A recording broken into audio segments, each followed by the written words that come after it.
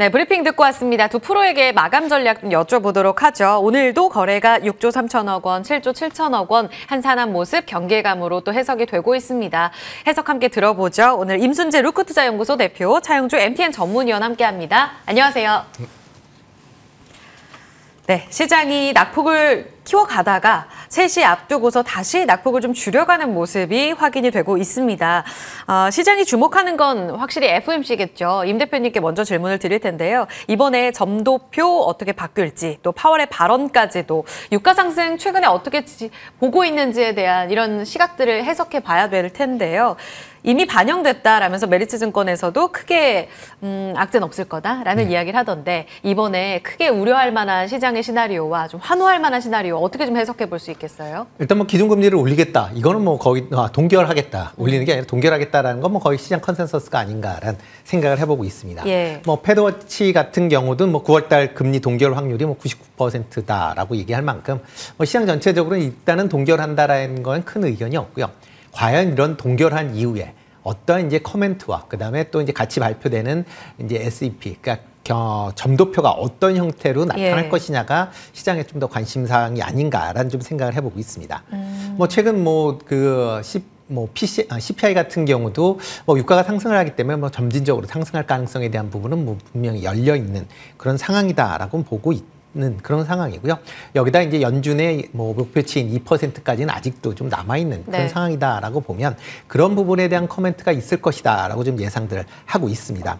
만약 이렇게 이제 그런 코멘트가 있다라고 하게 되면 일단은 뭐 내년 초에 아마 시장 금리가 기준금리를 낮출 것이다라고 하고 있는 지금 시장 예상치와는 좀 다른 그런 발언이 있을 걸로 좀 예상이 되고 있는 그런 상황이고요. 이와 더불어 이제 점도표에 관련된 부분입니다. 아마 올해 점도표는 크게 바뀌진 않을 것이다라고 좀 개인적으로 생각을 하고 있고요. 지난 6월 달과 비슷하게 평균이 5.65%였는데 아마 이번에도 비슷하게 나올 가능성은 충분히 있다라고 생각이 되고 있습니다. 다만 이제 내년 점도표가 좀 달라질 가능성은 있다라고 생각이 되는데요. 특히 지난번보다는 점도표의 하단이 올라갈 가능성은 좀 높아진다라고 보시면 될 것 같습니다. 여전히 연준에서 생각하고 있는 물가 지표 수준까지 떨어뜨리기 위해서는 현재와 같은 높은 기준금리가 한동안은 유지되어야 할 것이다라는 걸 아마 시장에 알려주려고 하는 그런 시그널이 나올 수밖에 없는 그런 상황이고요. 그렇다라고 하게 되면 단순히 구두로 얘기하는 것도 물론 중요하겠지만 점도표상에서 여러 이제 연준 위원들이 최저단을 높인다라고 하게 되면 그만큼 시장에서는 이제 향후에 기준금리 인하까지는 좀 더 남았구나라는 그런 시그널을 좀 더 강력하게 받아들일 수 있다라고 보여집니다. 그렇기 때문에 그러한 게 나온 가능성은 좀 크다라고 생각이 되고 있고요. 뭐 주가 전체적으로 본다라고 하게 되면 파월 의장에 대한 발언과 그다음에 점도표가 어떻게 나오는 거에 따라서 향후에 주가 방향성이 좀 결정되지 않을까라는 생각을 하는데 아마 국내 같은 경우는 또 뭐 추석 연휴까지 같이 이제 지금 맞물려 있는 그런 상황이기 때문에 시장 불확실성이 당분간은 좀 더 커질 가능성에 대비하실 필요가 있지 않을까 싶습니다. 네, 금리 점도표의 상향 조정 가능성을 열고 있는 이 흐름 속에서 특히 내년이요. 시장은 어느 정도나 반영하고 있는 것인가 그 이후의 맥이 좀 중요할 것 같아요. 차 의원님, 그렇다면 FOMC 결과에 따라서 시장의 어떤 추세가 완전히 달라질 수 있을지 현재 코스피가 다시 21선 지키다가 좀 깨려는 시도가 나오고 코스닥은 장중에 121선을 깼다가 그래도 밑꼬리가 좀 달리면서 좀 지키려고 시도가 나오고 있거든요. 종가까지는 봐야 될 것 같은데 이대로라면 추세 하락인가 싶잖아요. 바뀔까요? 일단은 지금 우리가 우려해야 될 바는 뭐냐면 연준이 갑작스럽게 금리를 올리는 거죠. 연준이 갑작스럽게 금리를 올리게 된다라면 지금 우리가 추석 연휴를 앞두고 조금 한가한 그 증시가 보고 있었던 것들이 수직으로 좀 떨어질 가능성도 있죠. 연준이 금리를 올린다라는 것은 그만큼 시장에 있어서 생각지도 않았던 어떻게 보면 생각지도 않았던 쇼크를 준다라는 측면에 있어서는 상당히 좋지 않은. 그러니까 연준은 금리를 동결해야 됩니다. 그리고 점도표 이번에 이제 9월 달이기 때문에 점도표가 나오거든요. 보통 이제 점도표는 3개월 단위로 나오기 때문에 점도표의 의미는 앞으로 연준 위원들이 어떤 생각을 갖고 있는지 점을 찍어서 그것을 보여주는 거 아니겠습니까? 무기명으로 점을 찍기 때문에 나름대로 솔직한 점도표를 찍는 거죠. 그러면 금리 상단을 어디까지 가져갈 수 있느냐라는 것을 우리가 엿볼 수 있습니다. 그동안 연준은 나름대로 점도표를 찍었었던 수준으로 흘러왔었죠. 지금 뭐 월가에서는 계속해서 금리를 올리지 올리지 말라 그랬어도 작년부터 연준은 계속 점도표를 위에다 찍어가면서 금리를 올려왔었기 때문에 그러한 부분들을 감안하게 된다라면 점도표의 내용도 상당히 이제 귀추가 주목된다라고 말씀드릴 수가 있겠죠. 중요한 것은 지금 현재 시장의 어느 정도 컨센서스가 연준이 여기서 벗어날 가능성은 좀 희박하다라고 보고 있기 때문에 오히려 연준이 그러니까 시장의 기대치 이번에 금리를 올리지 않고 그다음에 그 점도표도 한 차례 정도 더 금리의 가능성을 열어놓은 거 외의 경우가 나온다라면 시장은 충격을 받겠죠. 그거보다 완화적인 스탠스가 나오기는 어려울 것 같아요. 오히려 안 좋은 쪽으로 충격을 받지 연준이 금리를 동결했다 그래서 시장이 또 올라가거나 이러지는 않을 가능성이 있다고 봐야 되겠죠. 자, 이제 긴 추석 연휴로 이제 들어갑니다. 오늘 벌써 이제 수요일도 끝났고요. 이제 5일 남았죠. 그런 상태에서 거래량이 좀 줄어들고 있고 특별히 주도주군으로 나선다라는 것들이 새로운 주도주군으로 나서는 것들은 별로 없는 것 같아요. 역시 일부 테마주들이 움직이고 기존 주도주들이 기술적 반등 구간에 조금 나오는 정도 이런 정도라면 시장은 조금 쉬어가는 구간에 진입했다. 추석 연휴가 길잖아요. 근데 그런 질문 안 하시더라고요. 갖고 가야 돼요? 팔고 넘어가야 돼요? 뭐 이런 건데. 아껴뒀다 하려고. 예. 네. 이런 질문들이 이제 슬슬 나올 때가 됐어요. 근데 그렇다 보면 시장은 조금 쉬어가는 분위기가 되지 않을까 싶습니다. 그러면은 지금은 챙겨둬야 된다는 시각이신 거네요. 일단 뭐 10월 달 되면 시장이 또 색깔이 바뀔 가능성도 있어요. 보통 찬바람 항상 되면. 그렇게 이야기해 주셨잖아요. 예. 그리고 네. 이제 뭐 3분기에 대한 이제 실적 가이던스가 나올 것이고 그러면 지금은 챙길 수 있는 건 좀 챙겨두고 그렇다고 다 파는 건 아니고요. 챙길 수 있는 건 좀 챙겨두고 그런 것들을 이제 좀 이제 슬슬 밀렸을 때 다시 살 수도 있는 거기 때문에 조금 느긋하게 보셔야 되지 않을까 싶습니다. 알겠습니다. 그 챙겨야 될 종목과 쭉 가져가야 될 종목이 오늘 특징주 안에 있을지도 한번 점검이 필요하겠네요. 일단 두산 이야기 나눠보겠습니다. 두산의 이 공모청약 이번 주에 있죠. 사실상 이번 주에 이 이벤트를 앞두고서 미리 좀 정리하는 움직임들이 나왔습니다. 그런데 오늘 장중에 밑꼬리를 달면서 조금은 올라오려는 시도가 보이는 이런 종목들이 꽤 많았어요. 로봇주 안에 레인보우 로보틱스 2% 가깝게 상승, 로보티즈도 1.3%의 상승, 두산도 0.5%가량 올라갑니다. 두산 로보틱스발 이슈는 이제 재료 소멸로 봐야 되는 것인지 수급 분산 이야기도 계속 나오고 있잖아요. 아니면 여전히 살아있다. 지금이 기회다. 임 대표님 어떻게 보세요? 아직까지 뭐 이슈가 뭐 소멸됐다고 보기엔 좀 이른감이 있다라고 좀 생각이 되고 있습니다. 다만 이제 그런 이제 이슈에 관련돼서 이제 좀 차별화된 이제 종목별로 좀 차별화될 가능성은 좀 있다라고 생각이 되고 있고요. 네. 특히 이제 두산 로보틱스가 이제 상장을 하게 되면 뭐 원체 이제 규모가 로봇 관련된 종목 중에서 뭐 제일 크게 될 가능성이 크기 때문에 그렇다라고 하게 되면 대표주로 이제 쏠림 현상에 대한 우려감은 커질 수밖에 없다라고 보여집니다. 과거에 뭐 엔솔이 이제 LG 엔솔이 이제 상장을 했을 때 이제 대표적으로 뭐 LG 엔솔로 이제 집중화되면서 전반적인 뭐 주변 종목뿐만 아니라 이제 지수 전체적으로 하락을 좀 뭐 보였었던 그런 이제 전례가 있는데 아마 그 정도까지는 아마 규모가 다르니까 그 정도까지는 아닐 거다라고 생각이 되고요. 네. 다만 이제 로봇 관련주 내에서는 아마 포트폴리오 정비가 아마 있지 않을까라는 생각은 해보고 있습니다. 그러다 보면 여타 이제 로봇 관련주들의 이제 비중을 좀 줄이면서 아마 두산 로보틱스의 비중을 좀 더 확대시킬 가능성은 좀 있다라고 보여집니다. 그렇기 때문에 뭐 단기적인 그런 이제 뭐 쏠림 현상으로 인해서 출렁거림이 분명히 좀 있을 걸로 예상이 되고 있고요. 그렇지만 이제 로봇 관련된 사업 자체가 아직 뭐 초창기 사업이다 보니까 향후에 성장성에 대한 기대감은 쉽게 뭐 잦아들지는 않을 것이다라고 예상을 하고 있습니다. 특히 로봇 관련돼서 뭐 지금 협동 로봇이나 아니면 뭐 스마트 팩토리 물류센터에 대한 뭐 여러 얘기들이 나오고 있는 그런 상황이기 때문에 이 로봇 관련된 종목들은 뭐 중장기적인 관점에서 여전히 좀 관심 있게 좀 보셔야 되지 않을까. 이번에 이슈가 발생을 해서 만약 낙폭이 커진다라고 하게 되면 저가 매수 차원에서 접근하시는 것도 그렇게 나쁘진 않아 보인다라고 생각이 됩니다. 조정을 더 받진 않을까요? 사실상 일반 공모청약 지나고 네. 10월 상장하고 나서 매물 출해 클 거다라고 보시는 시각도 많았었고 지금 IPO 기대감으로 딱 9월 11일, 12일이 고점이었었잖아요. 네. 조정 길어지진 않을까요? 그때가 기회가 되진 않을지. 그러니까 물론 이제 그런 생각들 많이 하시죠. 이제 네. 조정을 받을 가능성도 뭐 충분히 이제 물량이 어느 정도 나오는데 그렇지만 이제 지금 확약 걸려 있는 물량들이 상당히 많습니다. 그러니까 절반 이상이 지금 확약이 걸려 있는 상황이고요. 그러다 보면 당장 물량이 출회되기보다는 아마 상황을 그러니까 지나가면서 아마 출회가 될 가능성은 있다라고 좀 생각이 되니까요. 너무 물량에 대한 걱정은 처음엔 안 하셔도 되지 않을까 싶습니다. 단기간에 이제 수급은 이제 이탈이 되는 모습이지만 장기간으로 볼 때 특히 로봇이 갖고 있는 강점이 이제 장기적으로 네. 여러 가지를 좀 대체할 수 있다는 이런 이야기잖아요. 거잖아요. 그런 측면에서는 모아가 더 좋다라는 의견도 들어봤습니다.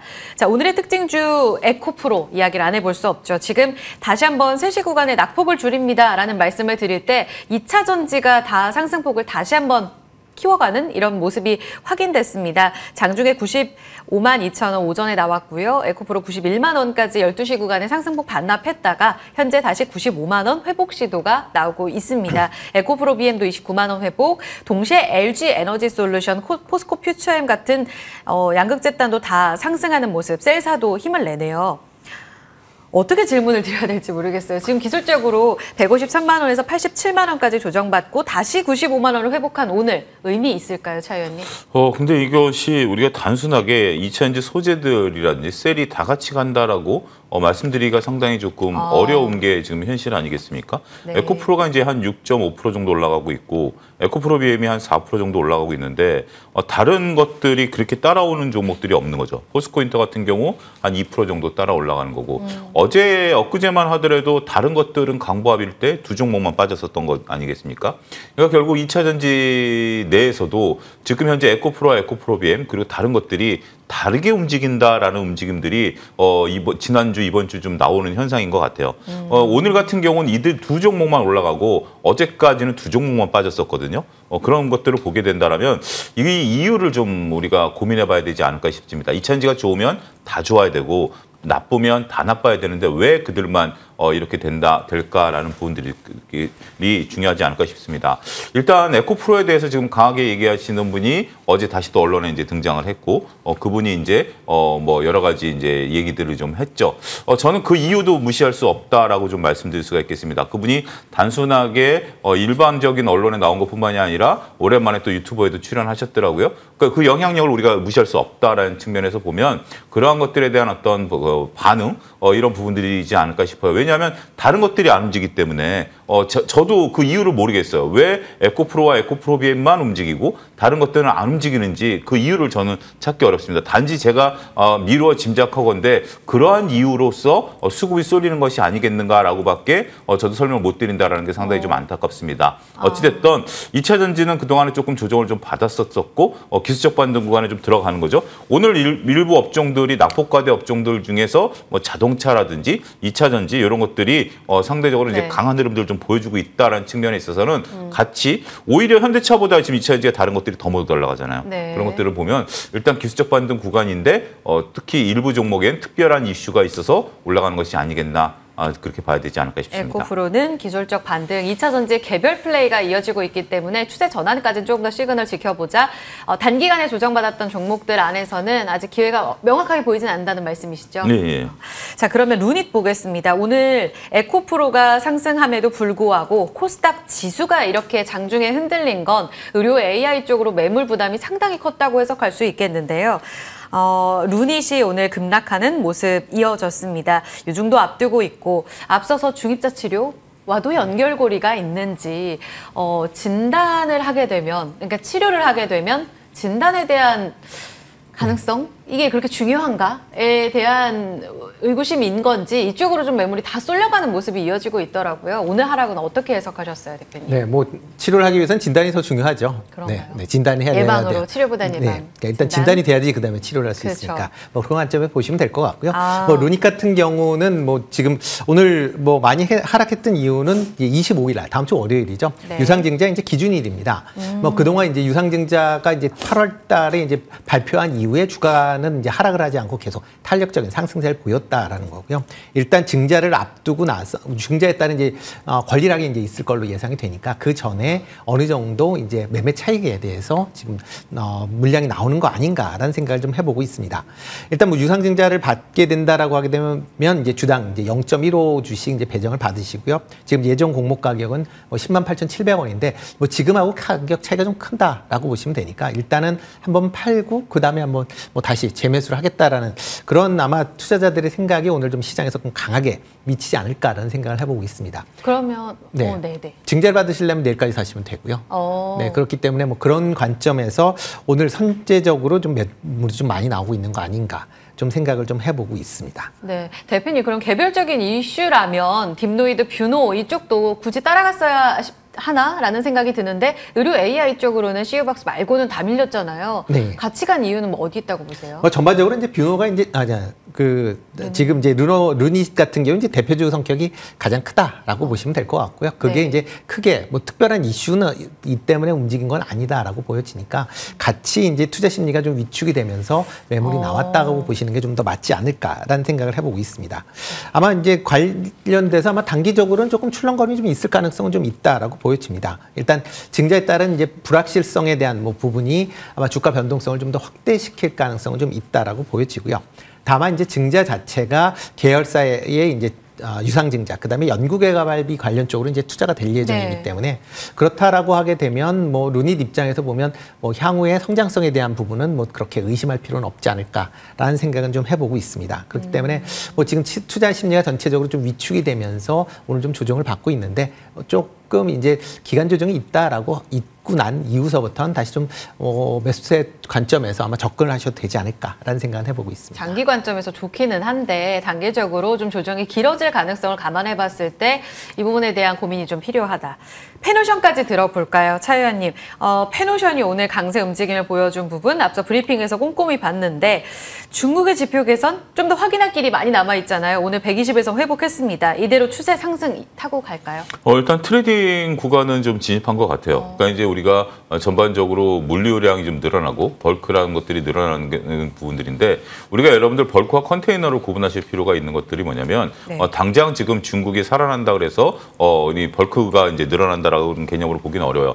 벌크의 가장 황금 노선은 어디냐면 호주와 중국과의 이제 석탄 노선입니다. 근데 아직 중국이 호주와 관계가 별로 좋지가 않기 때문에 이게 좀 막혀 있고요. 상하이 노선, 그 컨테이너 중에서 가장 황금 노선은 상하이와 LA 노선이거든요. 네. 이런 것들이 이제 살아나줘야 이제 해운 운임들이 좀 살아나는 부분들인데 일단은 조금 뭐 기술적으로 BDI 운임 지수가 좀 올라가고 있고 중국의 관계 개선 뉴스들이 좀 나오고 있는데 거래량이라든지 차트가 좀 강하게 반응하고 있어요. 어제부터 나온 특징인데요. 바닥권에 있었던 종목들 중에 강하게 반응하는 업종들이 조금씩 있는 것 같아요.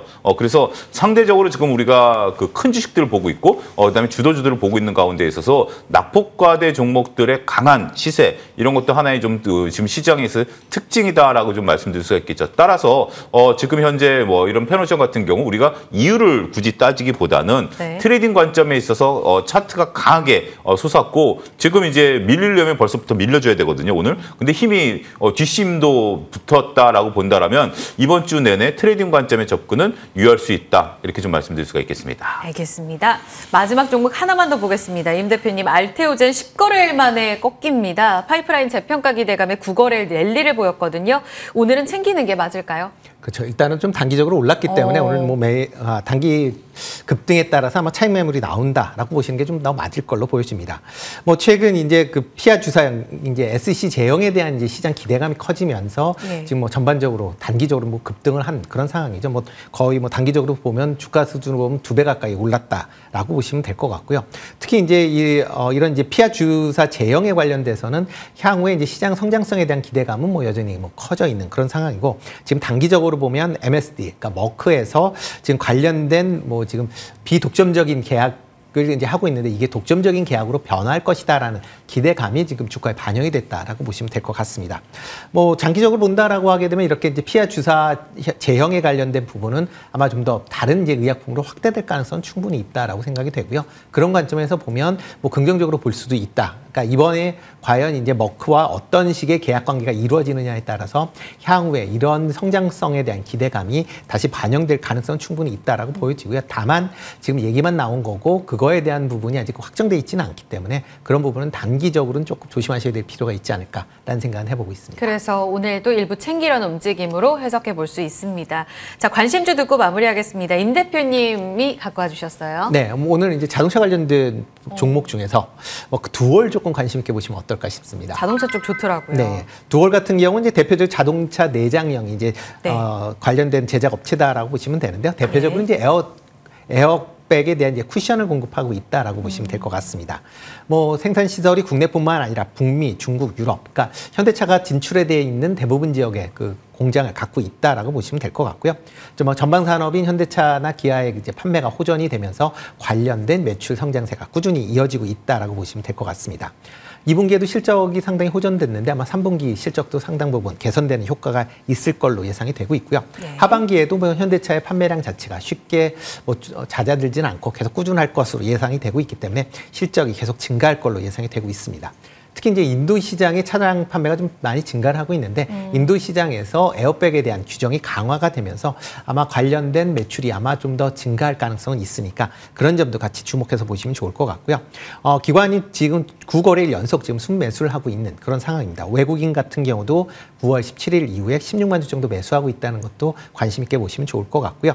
매수 가격은 한 3,200원 정도에 매수하시면 어떨까 싶고요. 목표 주가는 4,000원, 손절은 2,800원에 하시면 좋을 것 같습니다. 네, 수출 지표 영향에 자동차 쪽 다 올라왔거든요. 200일선 찍힌 두올 앞으로의 흐름 4,000원까지 기대해 보겠습니다. 관심주까지 들었습니다. 두 프로들 보내드릴게요. 차영주 전문위원 임순재 대표였습니다. 고맙습니다.